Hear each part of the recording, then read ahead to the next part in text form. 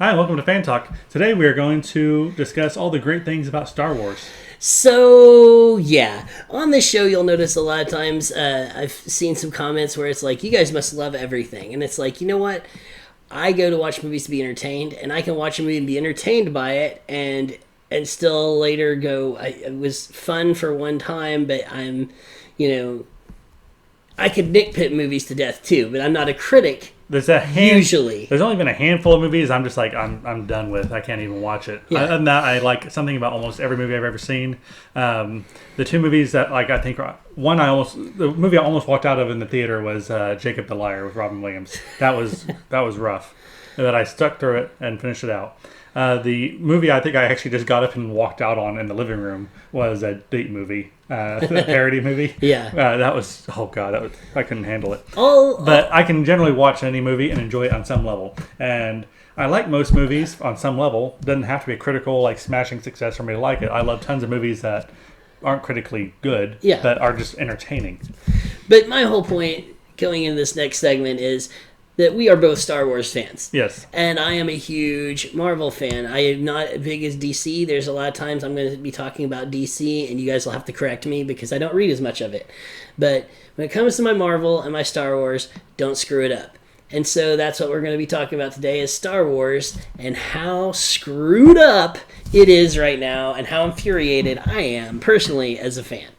So doesn't mean we're not going to be watching them anymore. It just means that we don't want to see them done differently. I want to grab Kathleen Kennedy and just do what were you thinking? No. Figuratively. Yeah, that's like, so let's just start off with, okay, the first movie that came out after Disney purchased it, Rogue One, correct? No. Force Awakens. Force Awakens came out first. You're right. So Force Awakens came out. It was, in my opinion, it was a big homage piece in a lot of ways. It's a fan service. A lot of fan service. It was a retooling of A New Hope, let's be honest. Yeah, and I will say that I was not overwhelmed. I was underwhelmed. You were just whelmed. But I wasn't pessimistic about the future of Star Wars. You're like, okay, let's see where we go. We can see where we go. Then comes The Last Jedi. And this film, along with many other people out there... changing the director to Ryan. Yeah. After everybody else on the internet's pretty much saying a lot of the same things that we're about to say, and I'm in totally agreement. But the thing that irritates me is just how he went in and just totally just destroyed everything that made Star Wars great. And it's like all these things that are just fundamental mistakes that Disney has made with this franchise, and it just baffles me. How can you take something that almost sells itself and you can almost do anything with as long as you pay attention to a few things and then not tick off your fans? Yeah, it's like the time that I boiled water, I burnt water. You're like, how'd you do that? I'm like, I screwed it up somehow. Yes. That's what Disney's doing. Yes. And I mean, everyone wants to say all these things, and the fans are coming out and talking about the things they're upset about. And then the first thing that Kathleen does and Ryan does is they come out there and they tell the fans they're all sexist, they're all racist, we don't care about you. And I'm like, you don't care about me? I've been watching Star Wars since I was this tall. And you don't care about me as a fan? Those are the people that are selling these movies. I mean, let's be honest, the younger kids today have so many other things to go and watch. And some of them are like, what Star Wars? So what gets that kid to want to go and watch Star Wars? His dad, his mom, being like, Star Wars is great. Watch these old Star Wars movies with us, and then we're going to go watch the new one. And then that builds That's what I have to do with my kids, but even every once in a while, I'm like, hey, let's put on another Star Wars movie. And they're like, do we have to? We've already seen them. I'm like, let's watch it again. Yeah. And so, I've been teaching my kids about it, but they haven't jumped into it on their own. Yeah, and so it's like your fans are the people that build that that love for that franchise that keeps it going. And the thing about it is when everybody's like, oh, Rey, well, nobody likes Rey, and she's a Mary Sue, and she's this, that, and the other, and it's like, here's the thing, I don't dislike her because she's a strong female character. I dislike her because it's poorly written. I don't have a problem with the Mary Sue aspect because, let's face it, Luke was a bit of the same way. Able to do all this stuff without, on an expert level very quickly. I don't have a problem with the Mary Sue. I just feel like I haven't been able to connect with her as a character on a human level. Like, there hasn't been a whole lot of, like, she's been doing this, and doing this. I haven't had a chance for her to stop No, and do but anything. Luke was not even close, though. Okay, if you think about it, he came in late, right? He had natural abilities, okay? Yeah. But he did have some training with Ben Kenobi, but not really, just like some insight, right? Some coaching. But if you think about it, at the very beginning of that movie, all the way to the end, he doesn't have any strong force powers. He's not, like, going out and whooping a bunch of butt. I mean, He blew up his space station. At the end, I was gonna say, I was getting there. Like the whole time he's in the Death Star running around, Han Solo's doing most of the work. Let's be honest. I mean, he also survives in a space station. Yeah, whenever he gets into the fighter and they're going to destroy the space station, and Obi-Wan's he can fly a fighter. He can fly a fighter, and Obi-Wan's talking to him, and he's able to use the Force to get the rocket in there and blow up the Death Star. Yeah, okay, he obviously has some Force powers, but his father was a natural pilot and all these things too. So there's things that you can attribute to him having the Force, being very strong with the Force, but if he went up against Vader, he'd have been killed instantly. True. Right? Yet, if he went up against any Sith, he'd have been killed instantly. Okay, now let's go to Rey, right? No training whatsoever, no nothing, runs into the big baddie of the whole film and kicks his butt. Right? Luke, he fought Darth Vader and lost. Has Rey lost once? Once. Name one thing she's lost in the whole movie. She meets everything and excels. We also don't know what her background is. If she's a clone of Palpatine, she has a lot of that built in. Yeah, and there's some stuff that this new movie might explain, and maybe it'll kind of happen. But right now, they have to rescue Star Wars because of this last movie. Just sticking with just the character before we go on to the next one. My biggest problem with Rey is they haven't really made her like accessible as a character to like really relate to. They did a good job with Luke, kind of making him like kind of the aw-shucks, sheepish, they did a good job with that. They haven't really done that with her. And that's what my biggest problem with her. Now, I'm looking forward to seeing what they do with her in the newest movie to explain away some of these abilities. But I was going to say, as far as some of the abilities, like people brought up on the Mary Sue-ness, is her ability to fly spaceships and all that. Is like, well, they showed her salvaging and like being around that. Yeah. So at least there's some familiarity versus. See, and I don't mind like some of that stuff, like having be able to fly this, that, and the other. My thing is like she gets a lightsaber, and all of a sudden she's having all these visions, which has never been in any other Star Wars canon. Odd. All of a sudden it's like, oh, okay, I got Force ghosts who all of a sudden can use lightning to destroy stuff. If that was the case, why didn't Yoda and Obi-Wan help Luke fight Vader and the Emperor? Can you use some zaps right about now? Yeah, I mean, what the hell, right? And then the fact that she goes to fight against Kylo Ren, who literally can go like this and stop phasers, which we hadn't seen that yet in Star Wars. Cool. We've read about it, like that's in Star Wars, right? Yeah. But it was like he's very powerful. He's a powerful Jedi, right? Or Sith, I guess. And here we have, you have her coming in here with like no experience whatsoever, and she beats him. She beats his butt in the dirt. I want a hero that like is strong and powerful, but I want her to earn it. She hasn't earned any of this. It's just naturally she comes against anything, and she's able to just magically overpower it. Whenever she enters into any situation, she's just going to win. Like with Luke, you didn't know that. When you first watch Return of the Jedi, you know that the good guys are going to win, right? Because it's a movie. But you aren't sure if Luke Skywalker is going to live or die. You aren't really sure of that. I mean, he's lost the Vader before. He lost his hand, for crying out loud. Darth Vader stomped him. I mean, if he wouldn't have fell down in the shaft, I mean, he would have either been killed or taken before the Emperor, and that. I think Vader is also getting pretty old by that point. Yeah, too. That would have been that. So I'm just saying that her character is just the very definition of Mary Sue, in my opinion. I don't think it's quite that far. It depends on what they explain her backstory is, and so I'm holding out judgment until then. Yeah, but we're going with what we got right now, and like what we got right now is an evil Rey in a trailer that I think is a clone. Yeah, I think it's a flashback. I don't think it's even real, but I mean, the whole series up until this point, like I mean, I just don't understand. Like the writing in this last movie was ridiculous. We'll stay on force powers for a second. So you don't like the Mary Poppins through space of Princess Leia? That was ridiculous. Exactly. Once again, it's like awful. we've never even touched on the fact that Princess Leia was a Jedi. Now it makes sense that she would have been. That she would have done some training with Luke, and that she would have some force powers, right? But why is it like all of a sudden, like, you know, she's just this super, like, all of a sudden she has all this force power? And she can survive an explosion. Space without atmosphere or pressure. Yeah. And she could just raise her hand and float through space like Mary freaking Poppins. Or how about this? Here's a great one. This is one of the things I make my brain explode when I'm watching this movie, okay? So we have Poe on the ship, and we got this new admiral, right? And she's like, okay, and he's like, hey, what's the plan? And she's like, basically, you're a hotshot. You're like this horrible guy. You're just a bad dude. You're a bad seed, and I'm not telling you nothing. So he's like, all right, crap. Well, then, how many times does he come back to her? Please just tell me what our plan is. Watching our ships get destroyed, please tell us what the plan is. She just tells him nothing. So he devises this whole plan to help save them because she won't tell him anything, right? Right.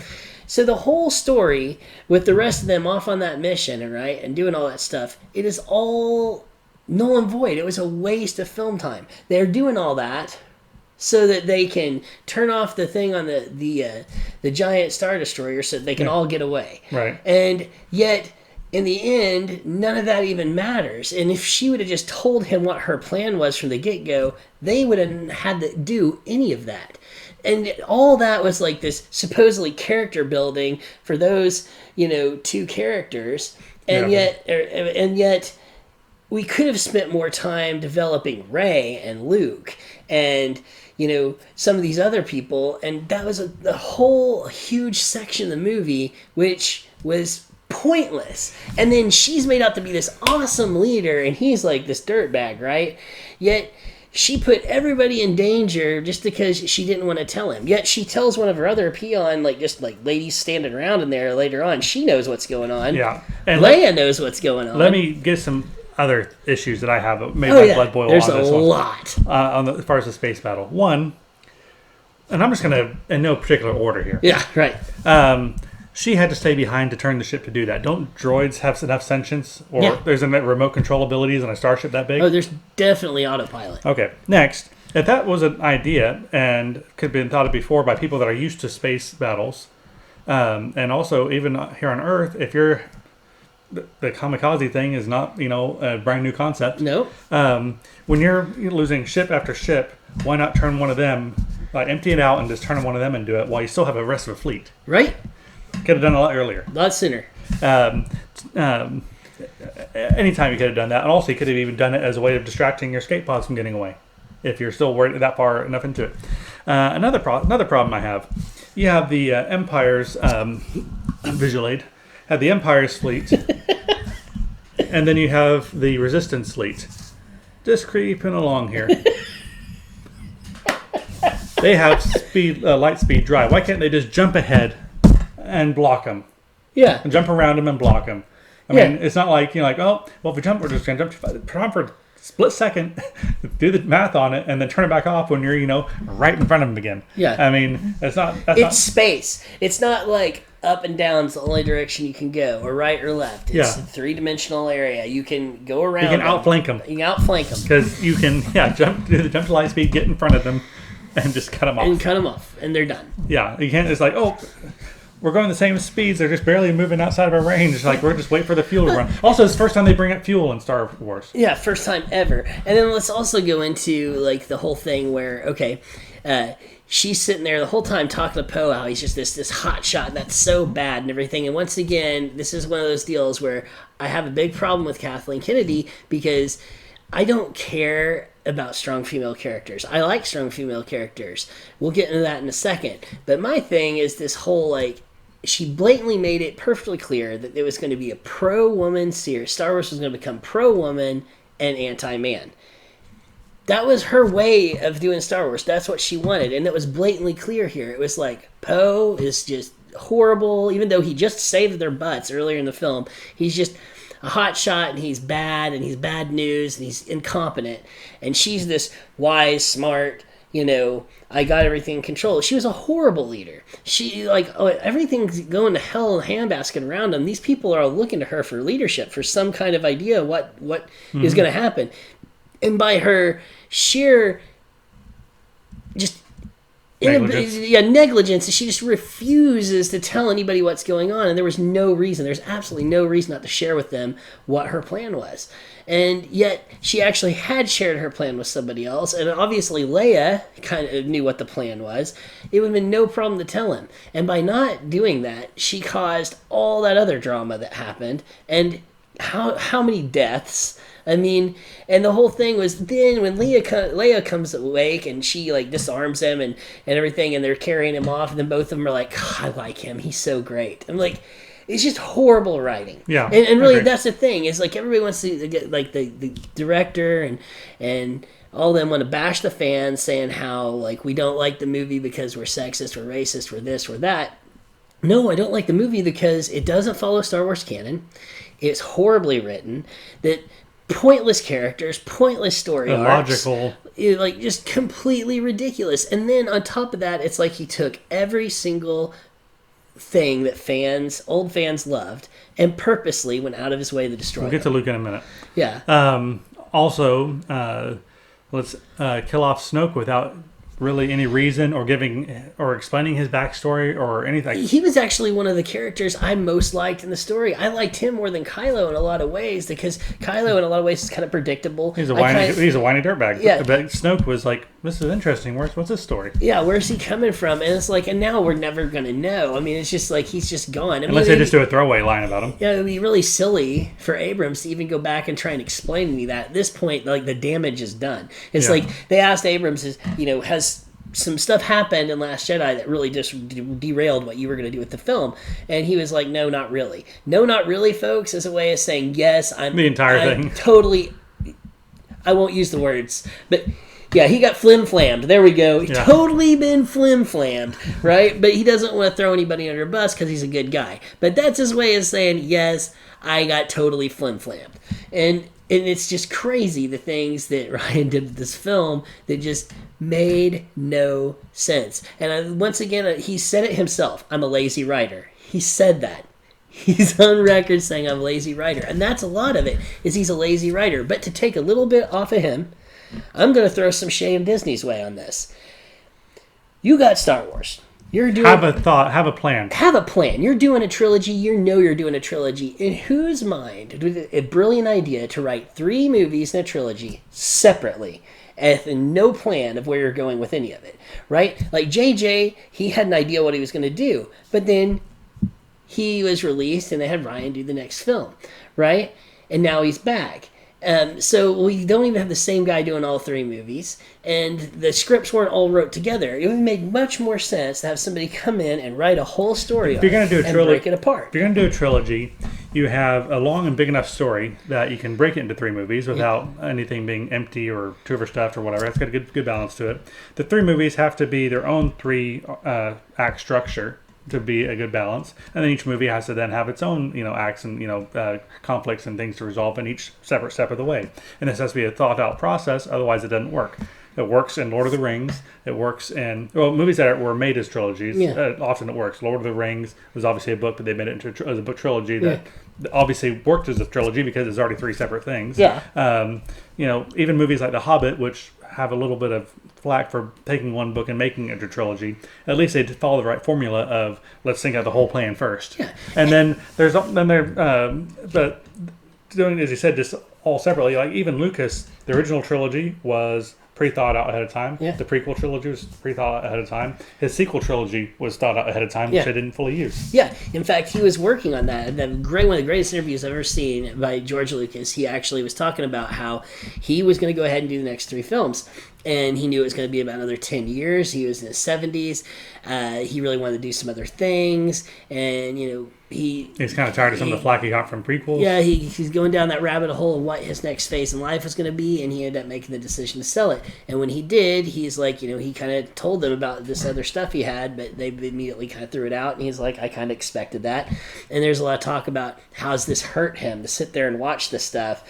And he's like, And you could tell he didn't want to answer, but he's kind of like, listen, you got to cut it loose. You have to, because it's no longer your thing. It's somebody else's thing, and you just let him go. Yeah. And that makes total sense. But, I mean, but Disney, they should have had some kind of formula, some kind of plan for this. And then the other thing that irritates me is when you're operating in a world that has laws, okay? Everything has to work within those laws for fans to accept it, okay? So if you have, like, Force, and you're just like, hey, there's this power, it's called the Force, and you can use it, and this is how it's used. And you start building this world in which I say, okay, this can happen. I go, like, Kylo Ren can go like this and stop lasers from hitting him. You're like, in the world in which you've built, that is doable. That makes sense to me. And I'm like, okay, I can accept that, right?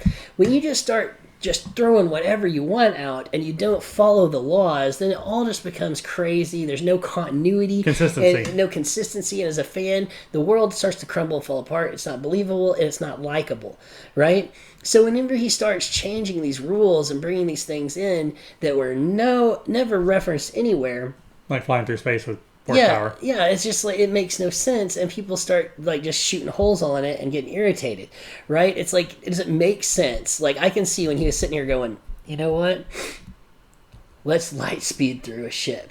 That's awesome. Like, I can think that and be like, I can see how he was thinking that and thinking that was a good idea. Yeah. But then you have to think about, through all the other movies, how that destroys the continuity of that world. And so, because why didn't they just do that to destroy the Death Star? Why didn't they do that to destroy Super Star Destroyers? Why don't they have special ships that are built just to do that? Let me dive into this just for a second, so to speak. Yeah. Okay, Return of the Jedi, yes, that would have been an option. All those rebel ships I don't know if it could take out the Death Star, because you would have caused massive damage, and I think your ship would be destroyed before you even got below the surface, really. But against the Star Destroyer, Super Star Destroyer, that would definitely work.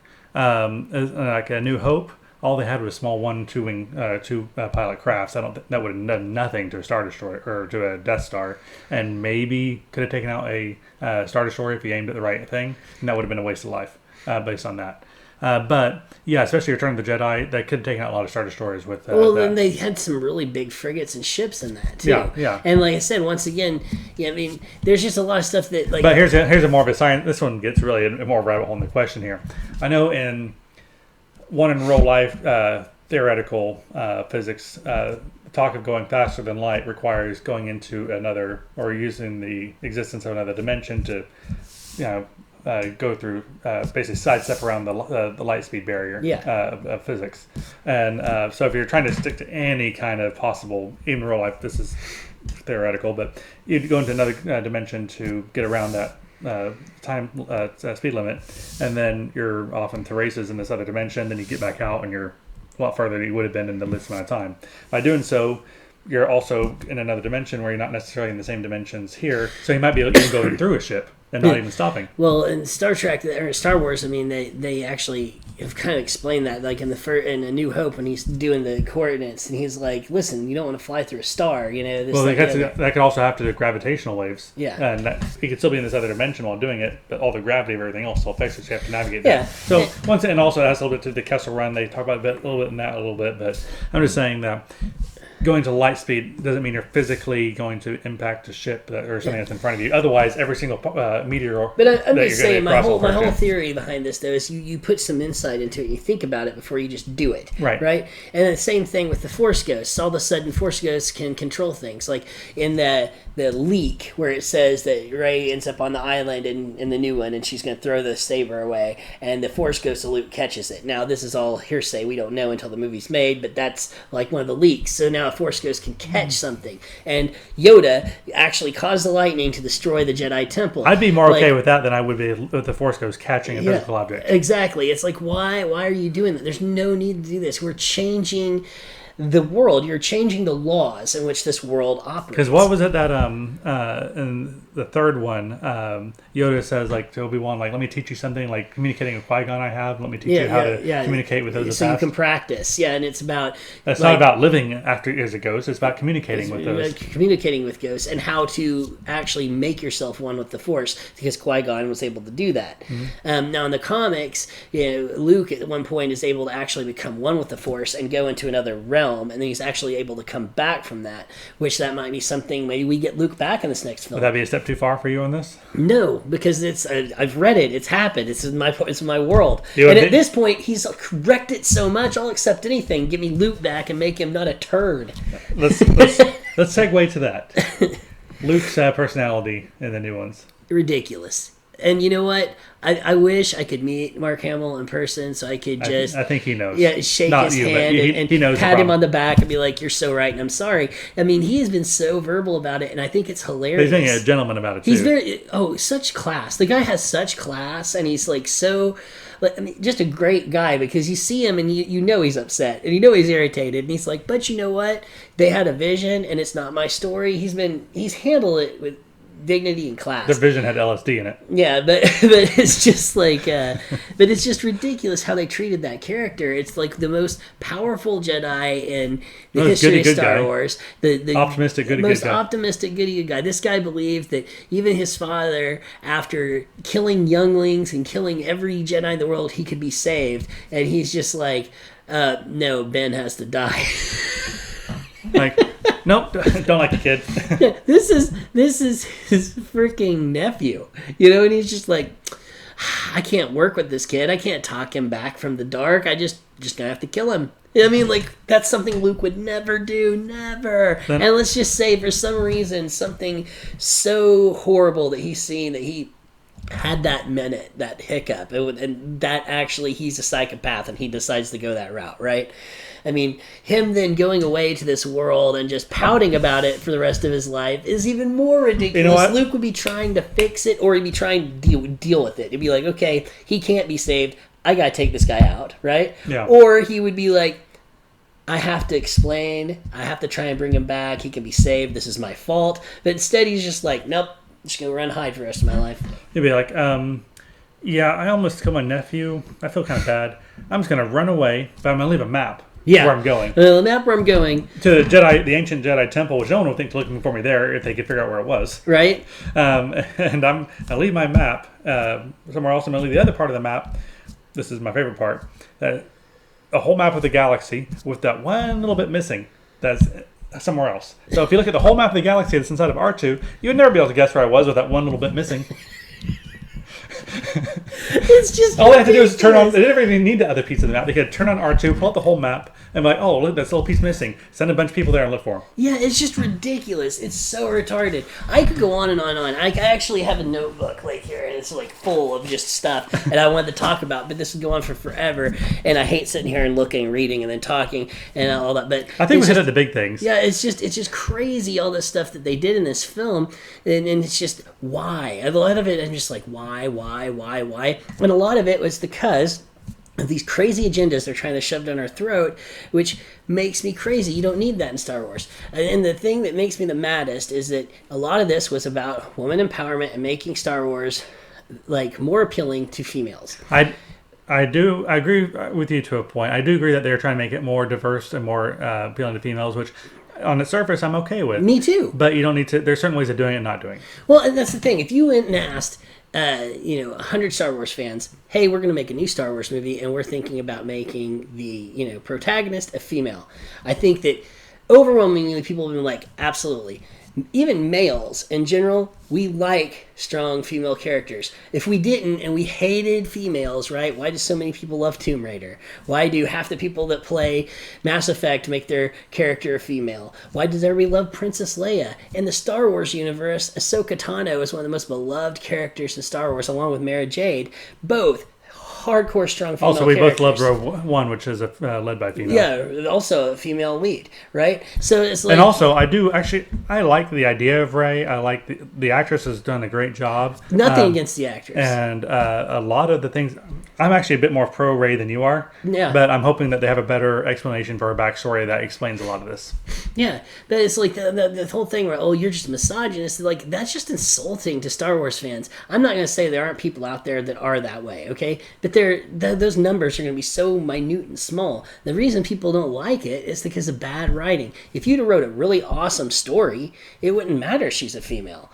It wouldn't matter. In fact, that's the whole point. Isn't a story... You shouldn't be focused on if a character is male or female. You should be so involved with the story that you're just enjoying the story. Yeah. But everything's about that character. And then the same thing with Rose. There's a lot of controversy over the whole Rose thing. I feel horrible that she had to get off Twitter or whatever it was. Yeah. And it's like, she's an awesome actress, that her performance was fantastic. The character was wrote bad. I mean, one minute she's like, oh, I hate this guy, he's a deserter, he's bad. Next thing it's like, oh, I love him. And then it's like, oh, I'm gonna stop him from like saving everybody. Like, I mean, there's just so many. I still didn't quite get that. Yeah, there's just so many like really bad writing in it, and then the whole arc of the film where they're trying to basically push these characters together to have like a love interest in these two characters and shove that relationship and those characters down our throat through half that movie,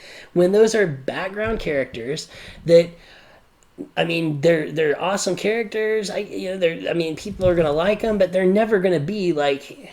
It's not going to be Han Solo. It's not going to be Rey. Rey is the main character in this film. People come to the film, they want to see those background characters, right? I like Poe. I like, Rose. I like these other characters. Finn. But, Finn, he's awesome. A great actor, right? But in the end, I'm there to see Rey and... I want to see Kylo Ren. I want to see Luke Skywalker. I want to see some of the old school ones, like, Lando. I want to see Rey. I want to see some cool lightsaber and some Force stuff, and I want to see some space battles. Right? And it's like, I don't need some love story shoved down my throat. In Star Wars, there wasn't a whole lot of love stories going on. In fact, the Princess Leia Han Solo thing was really just a bickering, joking thing. There wasn't really anything thrown to you seriously until Jedi at the very end when they kiss each other. It felt like, it was well-deserved by that point. Yeah. Meanwhile, we've already been through a forced love story in the prequels. Yeah.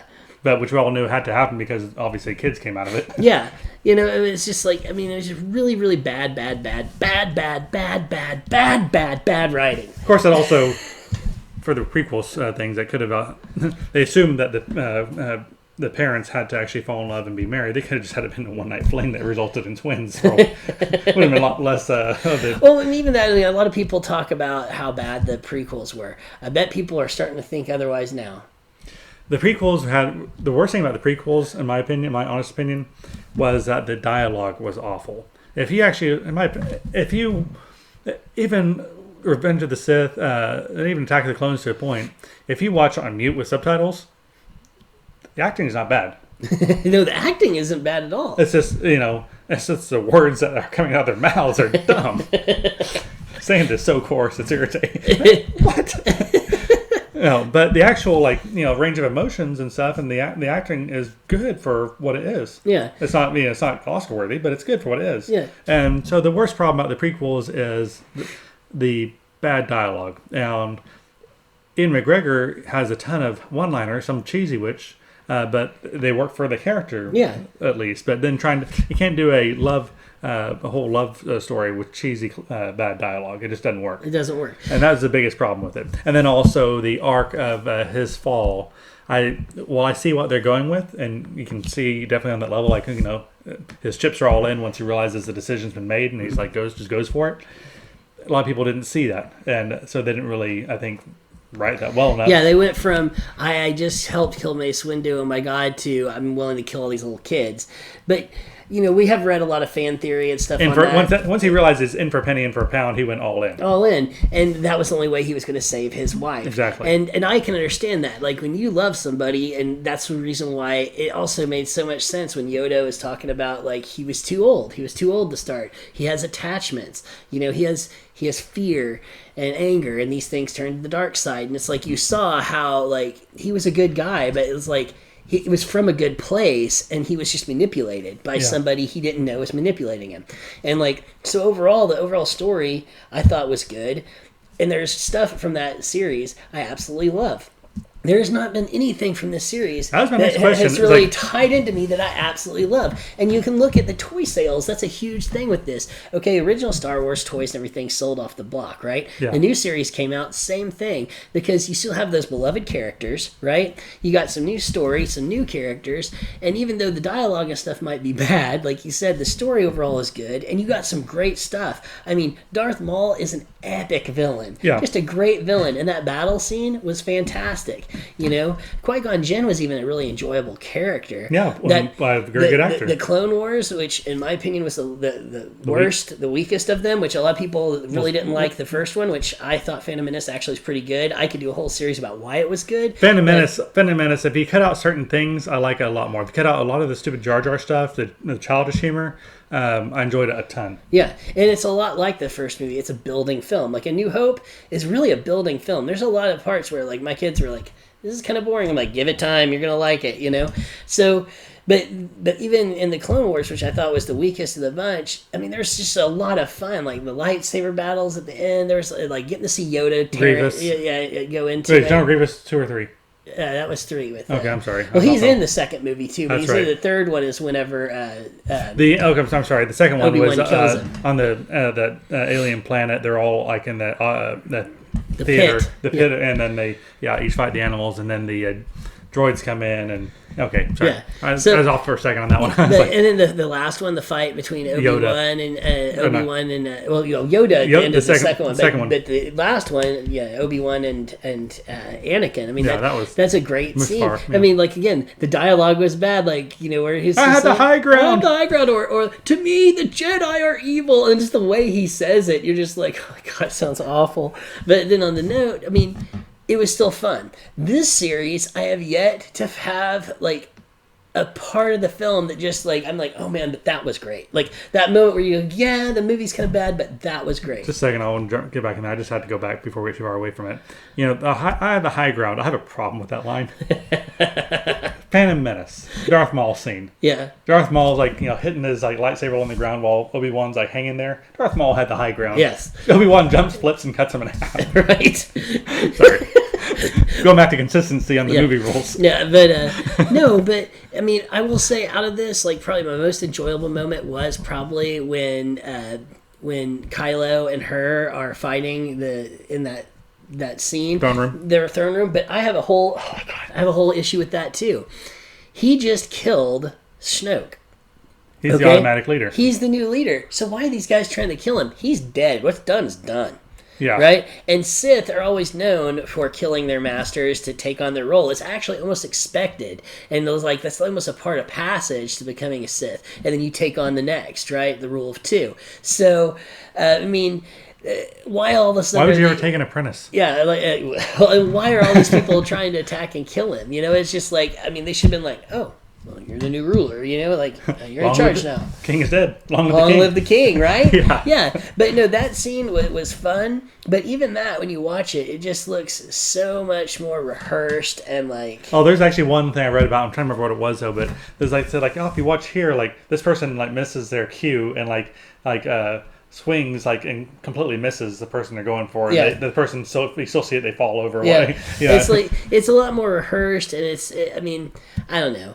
And then again, right there, you have the whole thing where you're seeing this building. If you were going to have Rey turn to the dark side right then, and maybe Kylo become a good guy, that was the spot, because he had been like slowly but surely like kind of coming away from the dark side a little bit, and like he kind of wanted his own thing, right? And maybe he wasn't like completely good, but he wasn't really a Sith or evil at that point either. And Rey, maybe she is tapping into her anger to fight, and like him threatening to kill her and everything else. If you were going to do that, that was the moment to do it, and it would have been believable, and it actually would have given me a lot more love for those characters. I'd have been like, he's back. And now he's going to go find Luke, and then, you could have had it could have been really good. But again, it was just an opportunity missed. And so there was nothing magical about that moment. In fact, there was all this character building for Kylo Ren, and then an instant that battle's over, he's like, okay, join me. Oh, no, you're not. Then I'm just super evil again. And oh, you're back to being super,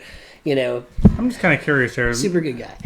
You got, before it was really simple. Either you're a Sith or a Jedi. Really, the last couple of movies, they seem to be making these characters more force fluid, if I'm using a political turmoil. Well, actually, if you watch, there's a lot of talk about Disney and like their way of going for the film, and they actually were doing a lot of this in the animated series, especially with what's it called, Rebels. And there's a lot of talk about the Mondu, I think is what it's. You guys are gonna have to correct me on that. I'm gonna get people in the comments like you said that wrong, but they're the gray, and he even talks about, well, there's the light side, the dark, dark side, and then us. We're in the middle, and it's the gray, and it's like basically that both sides are actually both extremists, and it makes sense in a lot of ways when you hear about it, because one causes the other, because the Jedi are so complacent because they don't want to start wars. They're so focused on bettering themselves that a lot of the time they let things get super bad before they actually intercede, and by that time it's almost too late. Seen that happen.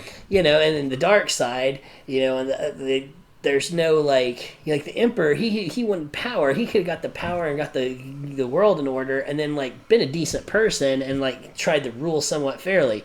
But that wasn't the thing. It was just about being evil for the sake of being evil. Yeah. So like the gray, the Mondo or Mondu, whatever, they're like really the true essence of the Force is right here in the middle. It's like you kind of have to. That's the balance of the Force. And they were talking about Disney was kind of go that way, and that was kind of where these films were going to end up going, which I could have been okay with that. But this movie, Last Jedi, did nothing. It did absolutely nothing to character build, to explain anything. It was just, hey, let's wreck all these characters that everybody loves, kill them all off, and explain really nothing. Yeah. I mean, the next movie, maybe it'll explain more, and I'm hoping that they're going to be able to salvage it all. And we've talked about some of the ideas that we think would be good to see, and we'll see what happens. I still think it's going to be a Palpatine. Yeah. I think it is. I think she's going to be a Palpatine. And we'll see, and maybe this next movie will change it. And the thing is it's not going to affect me. I'm still going to watch Star Wars movies. I'm still going to go watch this. I'm still going to watch The Mandalorian. I'm just disappointed. We've covered pretty much like a lot of newer stuff, except for Rogue One, obviously, was a rare exception to the whole thing. Loved it. And then Solo Story.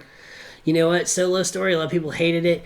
I watched it again the other day, and it's good. It's good. It's not that bad. And the thing is it's kind of a fun character. We all love Han Solo. I think that movie got a lot of bad rap, a lot worse than what it would have got, because everybody was so angry about The Last Jedi. If it wasn't for the reshoots and basically making the movie twice, amping up the budget, it would have been a financial hit. But also, yeah, Disney did learn the needed lesson that we don't need a Star Wars movie every 6 months. No. And also, if you make fans mad about a movie, then it does hit your bottom line. A lot of people didn't go watch Solo for the sole purpose that they were ticked off about The Last Jedi. It's a fact. It's out there. I mean, people have blatantly said, there was one, saturated market, and two, it was bad marketing, and three, we just didn't want to go watch it. We were so ticked off. We just didn't want to go watch it. And so, I mean, I feel like that another Solo movie could have been good. I liked the whole idea with them bringing in Darth Maul and the Syndicate and all that. Yeah. I thought that could be fun to explore those characters some more. It's probably never going to happen now, but anyway. Okay. I guess any last... okay, just to completely be fair, what is your favorite thing about the new series? My favorite thing about the new series... See, that's the thing. That's the hard thing, is like trying to think about what my favorite thing... My favorite thing would probably be the character of Kylo Ren. I like the fact that he is a Skywalker. I think his overall, the mask and the costume is cool. And the one thing a lot of people didn't like that I actually liked is I liked a little bit of the humor. I don't like too much humor in my Star Wars, and I think that there's too much of them trying to go for the funny, and that takes away from like what's going on. But like his temper tantrums crack me up. Yeah. That cracks me up, because it's like I'm in touch with being that pissed off, and like he obviously is in touch with that dark side of him, and he doesn't have any self-control. And some of that's like funny. Like you see the stormtroopers walking, like, oh, other way. Yeah. It's like I've enjoyed some of that, but that's probably my favorite part of the series so far. For me, besides just some general fan shout out kind of things, I really do want to like Rey. But I need to see what the full story is. Yeah. I do. I really like. I like what I see, but at the same time, I just kind of know it's not just like in vain. I'm just I'm perfect at everything thing. Yeah. But I really do want to see that. But I am looking forward to seeing the next one come out. And like any of the things, there's the great things about the prequel trilogy, like they couldn't have had a better Obi-Wan cast. There's a ton of great stuff about it, but there's also the bad stuff. For every Obi-Wan, you have a Jar Jar. And even the original series isn't without some faults here and there. No. Ewoks. but at the same time, these are movies that the original three obviously hold up very well, even despite some flaws here and there. They created the universe. The prequels, for all the crap we give them, did their job of explaining and expanding the world even more. Mm-hmm. And the solo story was kind of like a fun, just little outing when needed, but it was fun while we had it. Rogue One was a great. Once again, probably didn't need it, but it was a great expansion of the original series. A great expansion of the original series, the universe in general, and also slyly fixing a little plot hole. Yeah. The